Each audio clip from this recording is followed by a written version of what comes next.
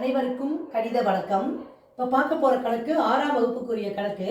10/7 - 3/7 is equal to என்ன அப்படின்னு சொல்லி கொடுத்துருக்காங்க. இந்த கணக்கை பொறுத்த வரைக்கும் பகுதி ஒரே எண்ணாக இருக்கிறது. அப்போ இது ஓரின பின்ன கழித்தல்.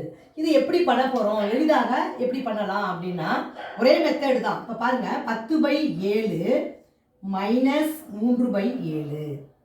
இப்போ பகுதி ஒரே பகுதியாக இருந்தால் என்ன செய்யப்படுறோம், பகுதியை அப்படியே எழுதிக்கிறோம். தொகுதியில் மட்டும் என்ன செய்யணுமோ, என்ன எண்கள் கொடுக்கப்பட்டிருக்கோ அந்த எண்களை கூட்டல்னா கூட்டணும், கழித்தல்னா கழிக்கணும். இப்போ பாருங்க, என்ன கொடுக்கப்பட்டிருக்கு, 10 - 3. இப்போ பகுதியை பொறுத்த வரைக்கும் ஒரே பகுதியாக இருந்தால் அப்படியே பகுதியை மட்டும் எழுதிக்கிறோம், எந்த இதுவும் பெருக்க வேண்டிய அவசியம் இல்லை. இப்போ பாருங்க, 10ல் 3 போனால் 7/7. 7 வகுத்தோம்னா என்ன வந்துடும், 1. ஓர் 7 ஓர் 7. அப்போ ஆன்சர் வந்து இந்த கணக்கை பொறுத்த வரைக்கும் வரக்கூடிய விடை வந்து 1. என்ன கேள்வி கேட்கப்பட்டிருக்கேன், 10/7 - 3/7 ஈக்குவல் டு நம்ம கண்டுபிடிச்ச ஆன்சர் வந்து 1. இந்த கழித்தல் பொறுத்த வரைக்கும் ஓரின பின்ன கழித்தல்.